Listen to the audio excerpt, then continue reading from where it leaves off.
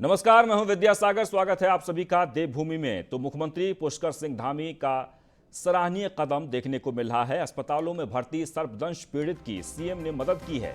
CM राहत कोष से दिए गए हैं 2,50,000 रुपये। सांप के काटने से पीड़ित दीपांशु की हालत काफी गंभीर है। परिवार की आर्थिक स्थिति खराब होने के चलते सरकार की तरफ से मदद दी गई है।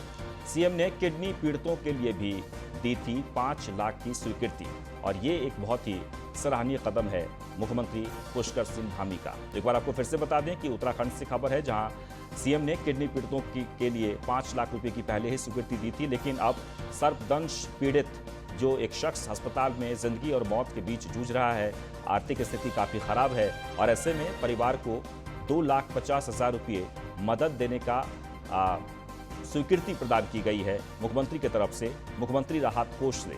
तो सांप के काटने से अस्पताल में भर्ती है दीपांशु। परिवार की आर्थिक स्थिति खराब होने के चलते सीएम ने मदद दी है। एक बार आपको फिर से बता दें कि किडनी पीड़ितों के लिए भी 5 लाख रुपए की स्वीकृति दी है, यानी कि उन्हें 5 लाख रुपए की मदद दी जाएगी इलाज के लिए। वहीं महत्वपूर्ण बात यह कि सर्पदंश पीड़ित यानी सांप काटने से काफी बीमार एक शख्स जो अस्पताल में भर्ती है, जिंदगी और मौत के बीच संघर्ष कर रहा है, उसे 2.5 लाख रुपए की मदद सीएम राहत कोष से दी जाएगी।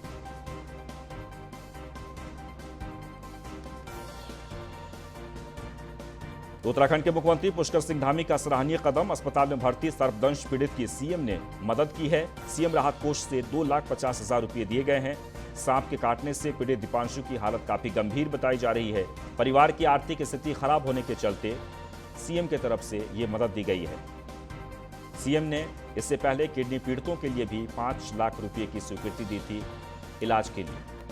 तो एक बार आपको फिर से बता दें कि इस वक्त की बहुत ही अहम खबर उत्तराखंड से। दरअसल मुख्यमंत्री पुष्कर सिंह धामी लगातार सराहनीय कदम उठा रहे हैं और उसी में एक और कदम ये कि सर्पदंश पीड़ित की सीएम ने आर्थिक मदद की है। 2.5 लाख रुपये सीएम कोष से दिया जाएगा। सीएम राहत कोष से 2,50,000 रुपये दिया जाएगा ताकि वो सही तरीके से इलाज करा सके। तो सांप के काटने से दीपांशु इस वक्त अस्पताल में भर्ती है, उनकी स्थिति काफ़ी खराब है और पारिवारिक आर्थिक स्थिति भी काफ़ी खराब होने के चलते मुख्यमंत्री ने यह फैसला लिया है कि इस तरह के जो लोग हैं, जो बीमार हैं, अस्पताल में भर्ती हैं, उन्हें सीएम राहत कोष से 2,50,000 रुपये की राशि प्रदान की जाए।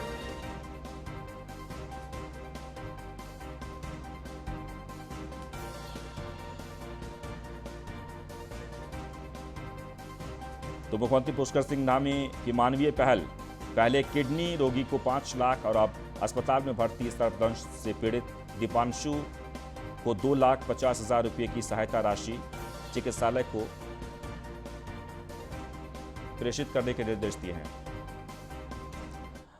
और चलिए हम एक बार फिर से आपको लिए चलते हैं लखनऊ, जहां पीजीआई की तस्वीर हम दिखा रहे हैं। ये तस्वीर पूर्व मुख्यमंत्री कल्याण सिंह को देखने के लिए पहुंचे हैं गृह मंत्री अमित शाह, मुख्यमंत्री योगी आदित्यनाथ साथ में हैं और तस्वीरों में आप देख सकते हैं, ये सीधी तस्वीर लाइव हम आपको दिखा रहे हैं इस वक्त पीजीआई से, जहां बीमार कल्याण सिंह जो काफ़ी दिनों से अस्पताल में भर्ती हैं, उन्हें देखने के लिए गृह मंत्री अमित शाह पहुंचे हैं। दरअसल काफ़ी दिनों से एसजीपीजीआई में भर्ती हैं कल्याण सिंह और बीजेपी के तमाम जो बड़े नेता हैं वो एक के बाद एक उनसे मिलने के लिए, उनके हालचाल जानने के लिए यहाँ पर पहुँच रहे हैं और डॉक्टरों से उनके बारे में इस वक्त मुख्यमंत्री और गृह मंत्री, केंद्रीय गृह मंत्री अमित शाह जानकारी ले रहे हैं उनके स्वास्थ्य को लेकर। और एक डॉक्टरों का जो पैनल है वो इस वक्त कल्याण सिंह के इलाज में जुटे हुए हैं और गृह मंत्री उनका हालचाल जान रहे हैं। तस्वीरों में आप देख सकते हैं, एक्सक्लूसिव तस्वीर हम दिखा रहे हैं सिर्फ न्यूज़ 1 इंडिया पर। सबसे पहले इस वक्त यानी जाने की तस्वीर भी हम आपको दिखा रहे थे कि गृह मंत्री और मुख्यमंत्री योगी आदित्यनाथ पीजीआई में हैं, जहां कल्याण सिंह को देखने के लिए पहुंचे हैं। कल्याण सिंह बीमार हैं, वो अस्पताल में भर्ती हैं और डॉक्टरों से बातचीत कर रहे हैं इस वक्त गृह मंत्री और उनका हालचाल जानने की कोशिश करें, यानी कि उनके स्वास्थ्य के बारे में गृह मंत्री जानकारी ले रहे हैं। और चलिए एक बार फिर से हम रुख कर लेते हैं देवभूमि की खबरों का। तो देहरादून से खबर है, जहां धनौल्टी पहुंचे आम आदमी पार्टी के नेता कर्नल कोठियाल। धनौल्टी के धत्यूड़ में युवाओं से संवाद किया है। स्थानीय लोगों ने कर्नल का भव्य स्वागत किया। कर्नल कोटियाल ने शहीद विजेंद्र भट्ट को श्रद्धांजलि अर्पित की। भीमराव अंबेडकर की मूर्ति पर माल्यार्पण किया। तो आम आदमी पार्टी के बड़े नेता कर्नल कोटियाल उत्तराखंड के अलग अलग जिलों में युवाओं से संवाद कर रहे हैं और इसी क्रम में वो धनौल्टी पहुंचे हैं। धनौल्टी पहुंचने के बाद वो युवाओं से संवाद करते हुए नजर आए और सबसे महत्वपूर्ण ये,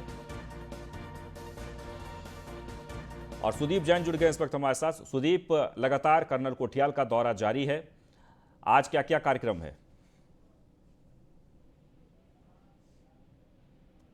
सुदीप, आप हमें सुन पा रहे हैं? तो सुदीप से हम बात करने की कोशिश करेंगे। एक बार आपको फिर से बता दें, कर्नल कोटियाल आम आदमी पार्टी के चेहरे के तौर पर उत्तराखंड में प्रोजेक्ट किए जा सकते हैं, ये संकेत पहले ही दिया जा चुका है और ऐसे में वो अपनी पूरी ताकत इस वक्त उत्तराखंड में झोंक दिए हैं। अलग अलग जिलों में जाकर लोगों से संवाद कर रहे हैं, खासकर युवाओं से। युवाओं की एक बड़ी टीम जो उनके साथ काम कर रही है। आगे बढ़ते हैं। लाल कुआं में प्रशासन ने एक महत्वपूर्ण बैठक की है। बैठक में मंदिर, मस्जिद, गुरुद्वारे के सभी सम्मानित गुरुजन मौजूद रहे, साथ ही जनप्रतिनिधि भी इस बैठक में शामिल रहे। बैठक में मंदिर, मस्जिद, गुरुद्वारे में तेज आवाज में साउंड न बजाने को लेकर चर्चा की गई है। इस दौरान मस्जिद, गुरुद्वारे के सभी लोगों को ये कहा गया है कि सुप्रीम कोर्ट की गाइडलाइन के अनुसार किसी भी धार्मिक स्थलों पर तेज साउंड का प्रयोग न किया जाएगा। इससे किसी भी व्यक्ति को कोई परेशानी ना हो। बता दें कि सीओ प्रमोद कुमार शाह ने सुप्रीम कोर्ट की गाइडलाइन का सख्ती से पालन करने को कहा है। लाल कुआं की यह तस्वीर बैठक करते हुए। दरअसल सुप्रीम कोर्ट के आदेशानुसार मंदिर, मस्जिद, गुरुद्वारे आप साउंड बजाइए, लेकिन मध्यम गति में, ताकि किसी को कोई दिक्कत ना हो। और यही आगाह किया गया है सबको कि आप लोग लाउड स्पीकर बजाएं, लेकिन इस तरीके से ना कि किसी को दिक्कत आए। माननीय उच्च न्यायालय नैनीताल द्वारा विभिन्न जो धार्मिक संस्थान हैं, गुरुद्वारा, मंदिर, मस्जिद, इनमें जो ध्वनि विस्तारक यंत्र हैं, लाउड स्पीकर हैं, उनकी आवाज़ बहुत अधिक तीव्र मात्रा में होने के कारण जो गाइडलाइन दी गई है कि वो 5 डेसिबल से अधिक ना हो, तो माननीय न्यायालय के आदेश से मंदिर के पुजारी, मस्जिद के मौलवी और गुरु ग्रंथ साहब के जो पाठ करने वाले हैं, इन सबको बुलाकर एक बैठक ली गई। शहर के सांप्रदायिक सौहार्द की समीक्षा की गई और उन्हें बताया गया कि भविष्य में वह माननीय उच्च न्यायालय की अपेक्षा के अनुसार ही अपनी पूजा अर्चना संपादित करेंगे। माननीय उच्च न्यायालय नैनीताल द्वारा आगे बढ़ते हैं। उत्तराखंड आने वाले पर्यटकों को सीएम ने एक बड़ी राहत दी है। दरअसल राज्य में अब आरटी-पीसीआर रिपोर्ट की जरूरत नहीं है। सीएम पुष्कर सिंह धामी ने गाइडलाइंस में तब्दीली की है। वैक्सीन की दोनों डोज लेने वाले को प्रदेश में प्रवेश मिलेगा। तो उत्तराखंड जाने की इच्छुक जो भी लोग हैं उनके लिए यह खबर बहुत ही महत्वपूर्ण है। आप बेरोक टोक आप जा सकते हैं अगर आपने वैक्सीन के दोनों डोज लगवा लिए हों। आरटी-पीसीआर रिपोर्ट की अब जरूरत नहीं है। गाइडलाइंस में तब्दीली हुई है। मुख्यमंत्री ने पर्यटकों को आने के लिए निमंत्रण दिया है और आप उत्तराखंड के अलग अलग जिले में पर्यटक स्थल के तौर पर जो जाने जाते हैं, आप वहां जा सकते हैं। काफ़ी दिनों से जो पर्यटक हैं वो इस बात को लेकर इंतज़ार कर रहे थे कि जो गाइडलाइंस है उसमें तब्दीली की जाए, थोड़ी सी ढील दी जाए, और आखिरकार मुख्यमंत्री पुष्कर सिंह धामी ने गाइडलाइंस में बदलाव करते हुए उन्होंने ये आह्वान कर दिया है कि आरटी-पीसीआर रिपोर्ट की अब ज़रूरत नहीं है। रेलवे स्टेशन पर और हमारे यहाँ पर जितने बॉर्डर हैं वहाँ पर बहुत सारी भीड़ जमा हो जा रही थी, लोगों को परेशानियाँ हो रही थी। इसलिए हमने कहा है कि 2 वैक्सीन, क्योंकि आरटी-पीसीआर और वैक्सीन दोनों एक साथ नहीं हो सकती, तो हमने कहा जिनको 2 वैक्सीन लगी है उनको हम लोग जो है बिना आरटी-पीसीआर के भी यहाँ पर आने देंगे। जब देखिए ऐसा है कि रेलवे स्टेशन पर और हमारे यहाँ पर जितने बॉर्डर हैं वहाँ पर बहुत सारी भीड़ जमा हो जा रही थी, लोगों को परेशानियाँ हो रही थी। इसलिए हमने कहा है कि 2 वैक्सीन, क्योंकि आरटी-पीसीआर और वैक्सीन दोनों एक साथ नहीं हो सकती, तो हमने कहा जिनको 2 वैक्सीन लगी है उनको हम लोग जो है बिना आरटी-पीसीआर के भी यहाँ पर आने देंगे। जब देखिए ऐसा है कि रेलवे स्टेशन पर और हमारे यहाँ पर जितने बॉर्डर हैं वहाँ पर बहुत सारी भीड़ जमा हो जा रही थी, लोगों को परेशानियाँ हो रही थी। इसलिए हमने कहा है कि तो मुख्यमंत्री ये कहते हुए कि भीड़ काफ़ी जमा हो जा रही थी और इसलिए जिन्होंने वैक्सीन के दोनों डोज लगवा लिए हैं उन्हें आरटीपीसीआर की जरूरत नहीं है, यानी अगर आपने वैक्सीन के डोज नहीं लगवाए हैं तो आरटीपीसीआर की जरूरत है। हमारे संवाददाता सुदीप जैन जुड़ गए इस वक्त। सुदीप, क्या कुछ तब्दीली हुई है गाइडलाइंस में? देखिए, नई गाइडलाइंस का इंतजार हो रहा है जो कि सोमवार को जारी होगी, लेकिन मुख्यमंत्री ने स्पष्ट कर दिया है कि अगर किसी के पास आरटीपीसीआर रिपोर्ट नहीं है और वो डबल वैक्सीनेटेड है, यानी उसको दोनों डोज लग चुकी हैं, तो उसे आरटीपीसीआर रिपोर्ट की कोई आवश्यकता नहीं, वो सीधे प्रवेश कर सकता है।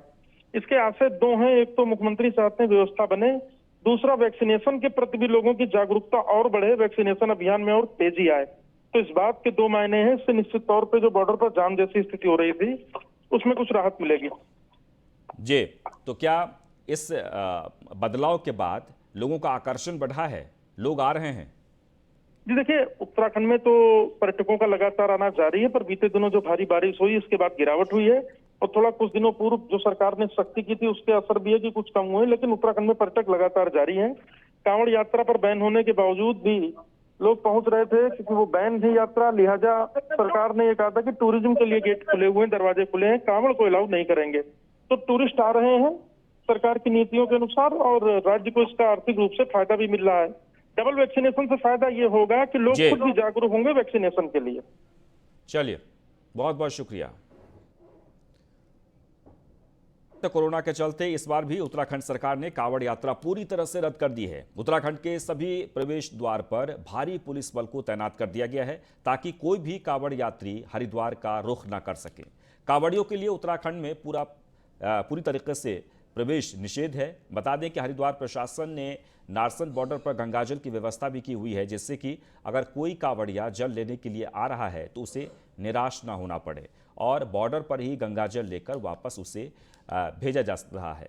बता दें कि चोरी छुपे उत्तराखंड में प्रवेश करने वाले कांवड़ यात्रियों के खिलाफ कानूनी कार्रवाई भी की जा रही है। साथ ही प्रदेश में आने वाले लोगों को उत्तराखंड पोर्टल पर रजिस्ट्रेशन और आरटीपीसीआर नेगेटिव की रिपोर्ट लाना अनिवार्य है।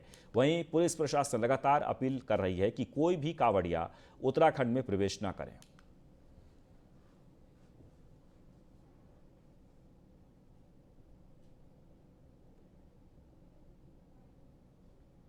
के मद्देनज़र जो कावड़ मेला प्रतिबंधित हुआ था उसको देखते हुए जो है और धार्मिक भावनाओं को देखते हुए बॉर्डर्स में जो है अराउंड 10 बॉर्डर पॉइंट्स में हरिद्वार में जो है टैंकर्स के माध्यम से गंगाजल उपलब्ध किया जा रहा है।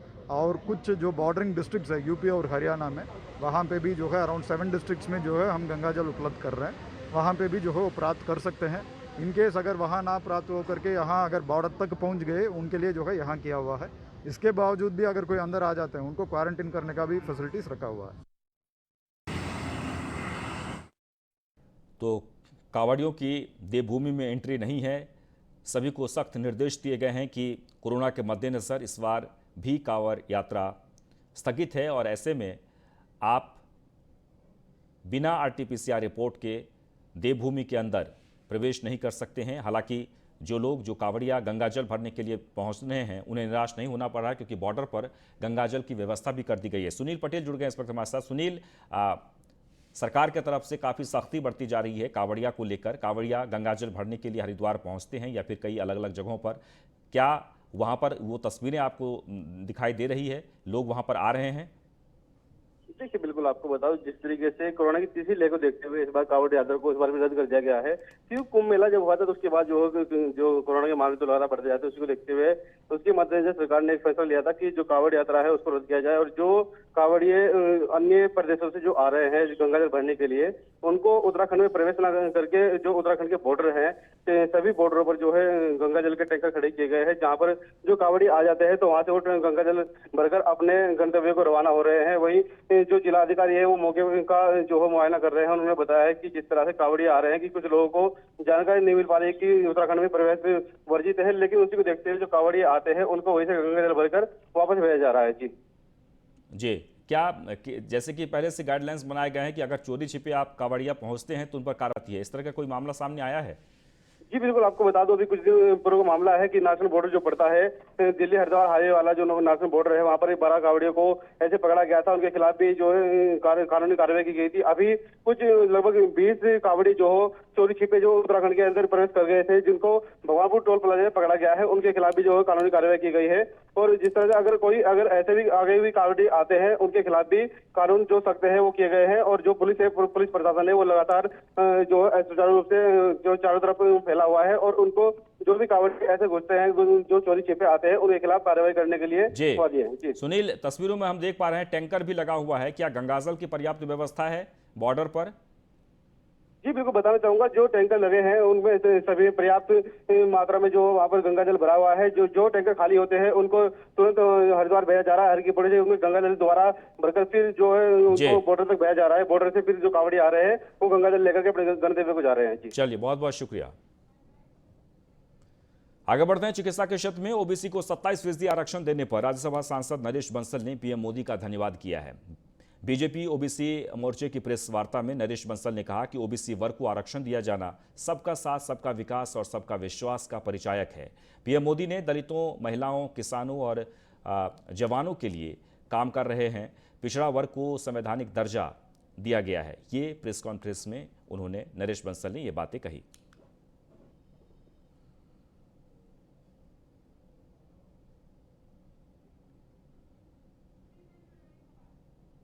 और सुदीप जैन इस वक्त हमारे साथ जुड़ गए हैं। सुदीप, ये बहुत ही महत्वपूर्ण फैसला है। ओबीसी को 27% जो आरक्षण दिया गया चिकित्सा क्षेत्र में, आने वाले विधानसभा चुनाव को लेकर क्या इसका असर देखने को मिल रहा है? क्योंकि बीजेपी के जो तमाम बड़े नेता हैं वो कहीं ना कहीं इस बात को जोर शोर से उठा रहे हैं। देखिए, निश्चित तौर पे जो केंद्र सरकार की योजना है इसको भारतीय जनता पार्टी अपने पक्ष में अपने तरीके से प्रचारित प्रसारित भी कर रही है। इसीलिए आज भारतीय जनता पार्टी के ओबीसी मोर्चे ने प्रेस कॉन्फ्रेंस की और राज्यसभा सांसद स्वयं मौजूद रहे।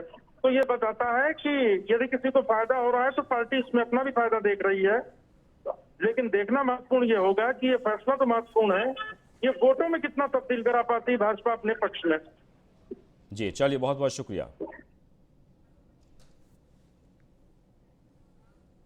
आगे बढ़ते हैं। लालकुआं में जहरीली सेंचुरी पेपर मिल के प्रदूषण के खिलाफ नगर के व्यापारी में काफ़ी आक्रोश है और वो धीरे धीरे लामबंद हो रहे हैं। बता दें कि व्यापारियों के जी का जंजाल बन चुके सेंचुरी पेपर मिल के ध्वनि वायु प्रदूषण के खिलाफ व्यापारियों ने बैठक कर आंदोलन की चेतावनी दी है।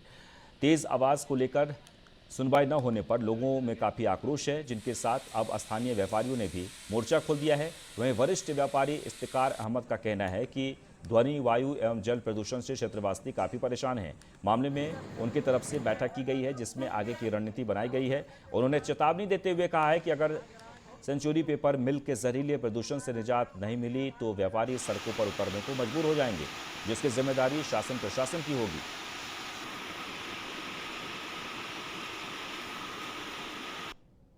सेंचुरी पेपर मिल है, इससे ध्वनि प्रदूषण इतना तेज बढ़ा हुआ है कि इससे अगर किसी को हमें कोई फ़ोन कर रहा है तो हम उस पर फ़ोन नहीं सुन सकते और हम अपने कानों की शक्ति लगभग 50% हम खो चुके हैं। इसके साथ साथ वायु प्रदूषण इतनी तेज़ी से जहर बन के हमारे अंदर भर चुका है। अगर हम आज डॉक्टर के पास जाकर के अपना चेकअप कराएं तो उसमें अनेक बीमारियां हमारे शरीर के अंदर निकलेंगी।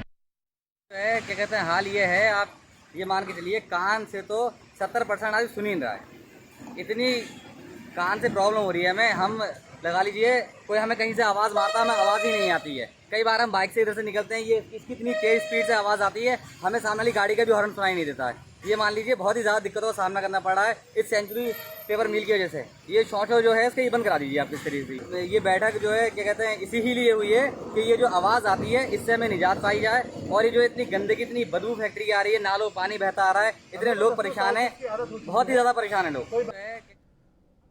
वहीं राज्यसभा सांसद अनिल बलूनी ने हरीश रावत की पोस्ट पर सवाल उठाते हुए जमकर निंदा की है। अनिल बलूनी ने अपनी पोस्ट में बड़ी सादगीपूर्ण तरीके से कहा है कि पूर्व मुख्यमंत्री और वरिष्ठ कांग्रेस नेता हरीश रावत जी ने आज बीजेपी के वरिष्ठ नेताओं, यहां तक कि हमारे पूज्य दिवंगत नेता पूर्व प्रधानमंत्री अटल बिहारी वाजपेयी का चित्र जारी किया है, जिसमें उन्होंने हिंदू मुस्लिम एंगल पर कुछ चित्रों द्वारा एक उन्मादी फेसबुक पोस्ट जारी की है, जो कि बहुत ही निंदनीय है और हरीश रावत के राजनीतिक कद के भी विपरीत है। उनसे अपेक्षा की जाती है कि जो विकास से जुड़े विषयों पर अगर फोकस करेंगे तो जनता का भी भला होगा और कांग्रेस का भी।